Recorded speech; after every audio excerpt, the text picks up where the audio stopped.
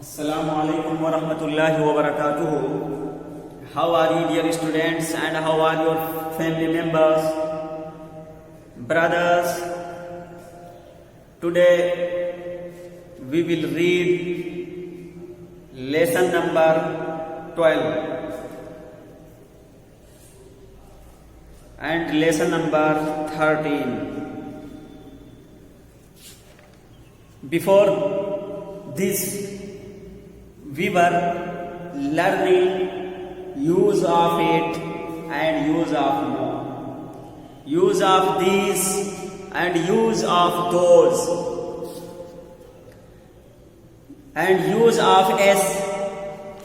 But today we will read under lesson 12 use of here and there.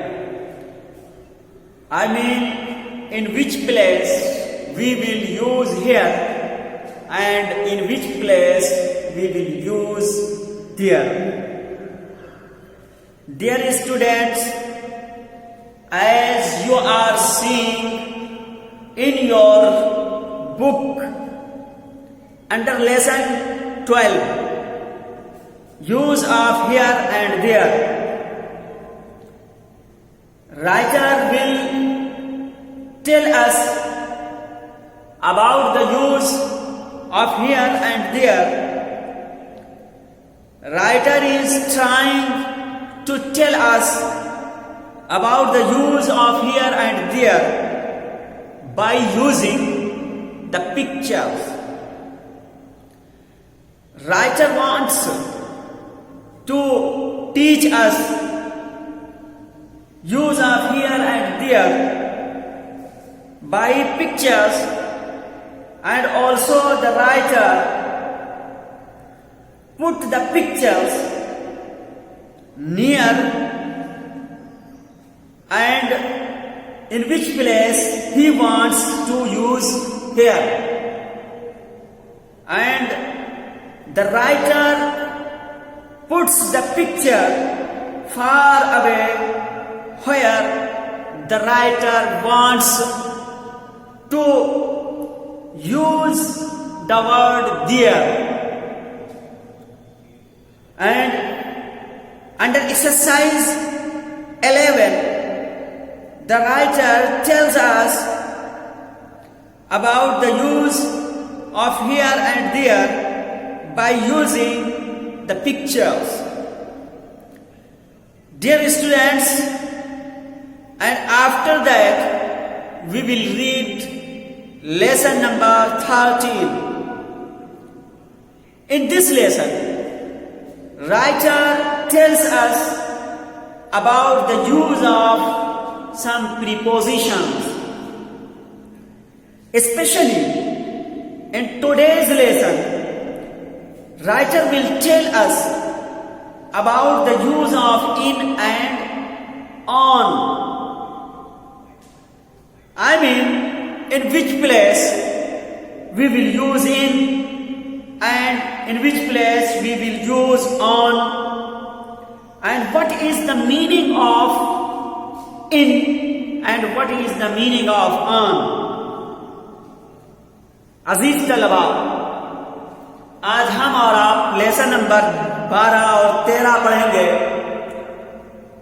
12 lesson में इस lesson के तहत writer हमें हियर और देयर के इस्तेमाल के सिलसिले में गुफ्तगू कर रहा है, और उसने बड़ी कोशिश की है ये बताने की अपने विद्यार्थियों और तालिब इल्मों को, इस किताब के पढ़ने वालों को, कि आप सही तरीके से किस जगह हियर का और देयर का इस्तेमाल सीखेंगे। चूंकि इस किताब के पढ़ने वाले, चूंकि ये 6th क्लास की ग्रामर है, वो बिगिनर स्टूडेंट माने जाते हैं, इसलिए राइटर की पूरी कोशिश ये रही है कि स्टूडेंट्स को समझाया जाए तस्वीरों के जरिए से। चुनांचे उसने तस्वीरों का सहारा लेते हुए, पिक्चर्स की मदद लेते हुए उसने लाइन ड्रॉ की है, खींची है, और फिर तस्वीर बना करके हेयर और डियर का सही इस्तेमाल बताया है। देखिए लेसन नंबर 12, इसके तहत use of hair and dear वो बता रहा है। राइटर कहता है कि निम्नलिखित वाक्यों को ध्यानपूर्वक पढ़िए। Read the following sentences carefully. Writer कहता है read the following sentences carefully के मुंदरजा देर जो जुमले आ रहे हैं इनको आपको केयरफुली यानी ध्यान से पढ़ना है। वो लिखता है सुशील इज हियर, यानी सुशील यहाँ है। तो यहाँ पे देखिए एक लाइन इसने ड्रॉ की है, खींची है और फिर एक तस्वीर करीब में बनाई है। और इसके बाद में उसने रीता इज हियर, रीता वहां है, एक बड़ी लंबी सी लाइन खींची है और फिर रीता की तस्वीर दूर बनाई है। तो यहाँ इससे देखने वाले को यह अंदाजा होगा कि हेयर का इस्तेमाल करीब के लिए और डियर का इस्तेमाल बाइट के लिए होगा। फिर उसने कार बनाई है तस्वीर और एक बहुत छोटी सी लाइन खींची है और फिर ये लिखा है हिज कार इज हियर, उसकी कार यहाँ है। यानी करीब बताने के लिए छोटी सी लाइन खींच करके उसने सहारा लिया है। हर रेडियो इज हियर, अब उसके रेडियो की तस्वीर बड़ी दूर लाइन खींच करके बनाई है। इससे पता चलता है कि रेडियो बहुत दूरी पर है। तो हर रेडियो इज हियर, उसकी रेडियो वहां है। Sushil is my brother and Rita is my sister. Sushil मेरा भाई और रीता मेरी बहन है। अजीज तलबा, ये 3-4 मिसालों में इसने तस्वीर का सहारा लेकर के हेयर और डियर का अच्छी तरीके से इस्तेमाल बताया है। अब राइटर इसी के तहत एक एक्सरसाइज देता है कि ऊपर आप जो सीख चुके हैं उसी की रोशनी में, उसी के आधार पर, उसी कायदे के तहत आपको नीचे एक्सरसाइज दी जा रही है, वहां पर हियर और डियर का इस्तेमाल खुद करना होगा। राइटर कहता है चित्र देखकर दिए हुए रिक्त स्थान में हियर या डियर जो उचित हो लिखो। रिक्त स्थान यानी खाली जगहों में, यानी खाली जो जगह है यहाँ पे छोड़ दिया है राइटर ने, वहां पे तस्वीर देख देख कर हियर और डियर भरना है। तो चलिए आप लोग भरिए। दिस इज बुक, यहां पे क्या भरोगे? हाँ, here. This is book, this book is here, this book is here. तर्जुमा क्या होगा? यह किताब यहां है, यह किताब यहां है। और दूसरे में क्या भरेंगे बोलिए? हाँ, द पेंसिल इज देयर, क्या तर्जुमा होगा? दैट पेंसिल इज, हाँ वो पेंसिल वहां है। और फिर इसके बाद में दिस कप इज, हाँ हियर, यानी ये प्याला यहां है या ये प्याली यहां है। दैट बॉल इज, क्या भरोगे यहां?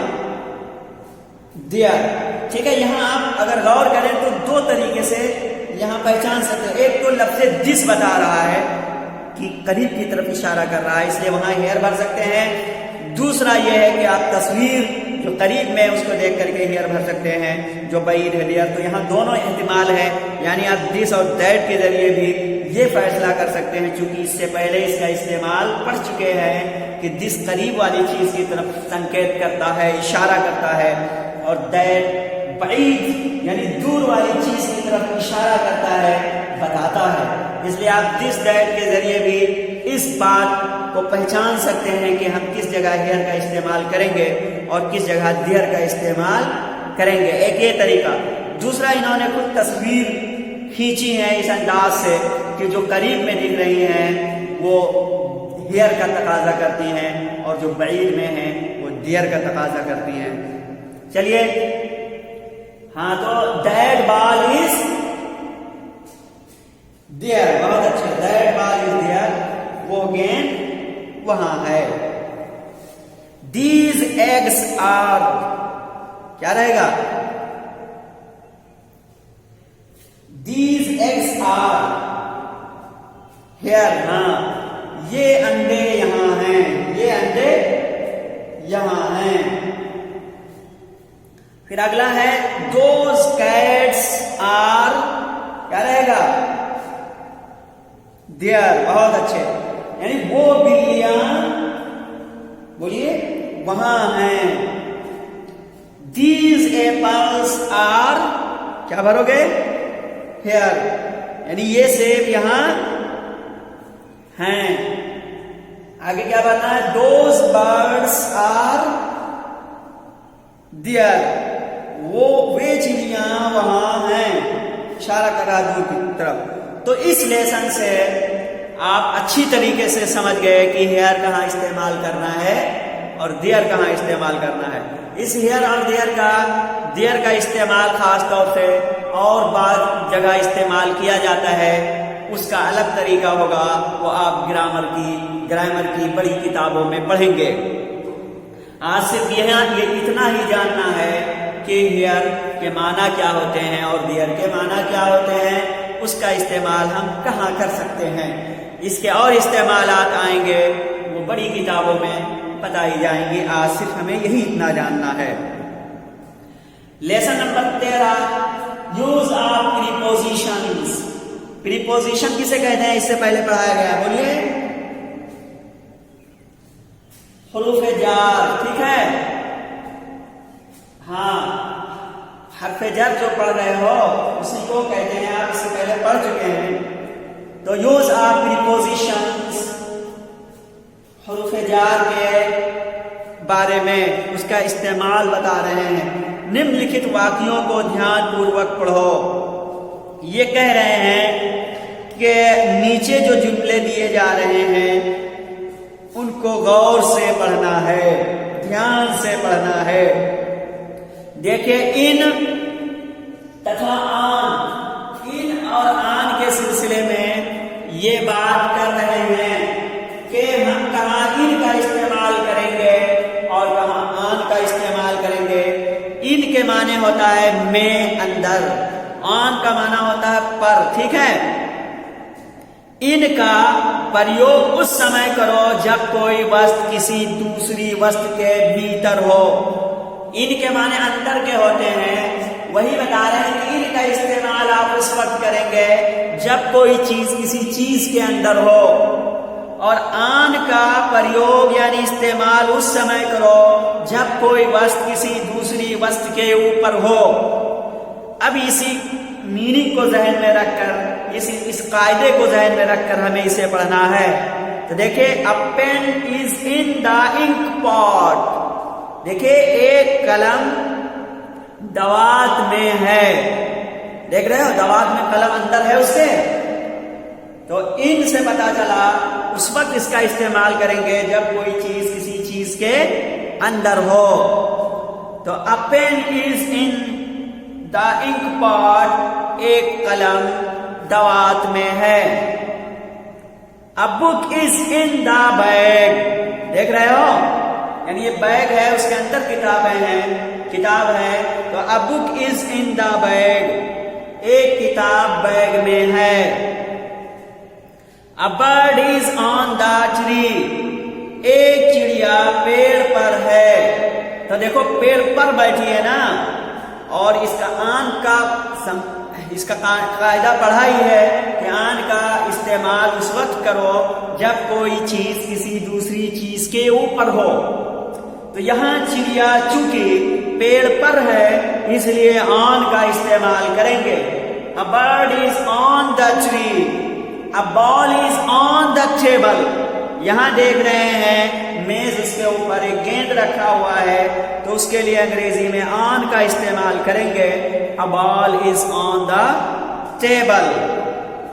अब इसी के तहत एक्सरसाइज नंबर 12 बता रहे हैं कि चित्र देखकर निम्नलिखित वाक्यों को इन या आन लिखकर पूरा करो। कह रहे हैं कि नीचे तस्वीर देखो और फिर उनमें इन या आन का इस्तेमाल करो। देखिए ये दीवार है, इसके ऊपर क्या है, नक्शा बना हुआ है, हिंदुस्तान का नक्शा। तो अब इसके लिए आप क्या करेंगे, यहाँ the map is the wall है, बीच में खाली जगह है, क्या भरोगे, बोलिए। हाँ ऑन, बहुत अच्छे।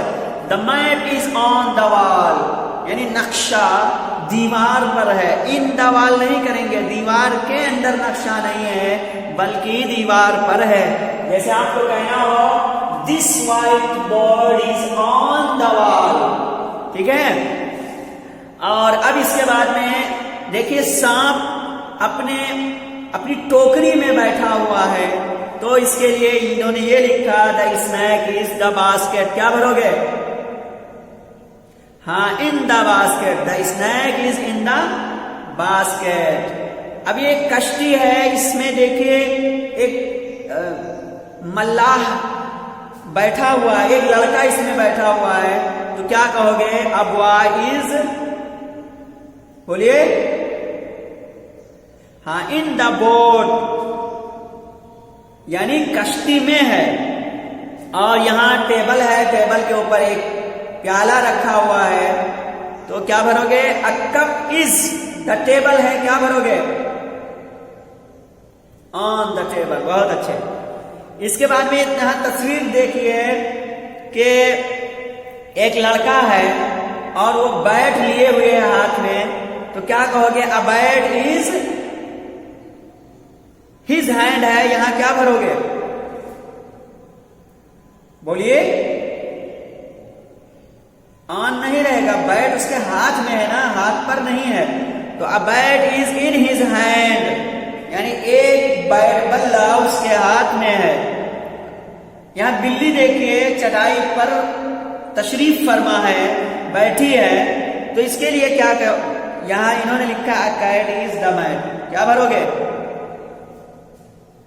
हाँ on the mat, a cat is on the mat, a cat is on the mat, के बिल्ली चटाई पर है।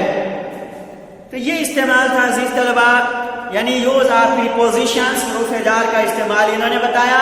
आज के इस सबक में इन्होंने दो हरफे जार के बारे में बात की है, इन और आन, यानी हम किस जगह इन का इस्तेमाल करेंगे, किस जगह आन का इस्तेमाल करेंगे।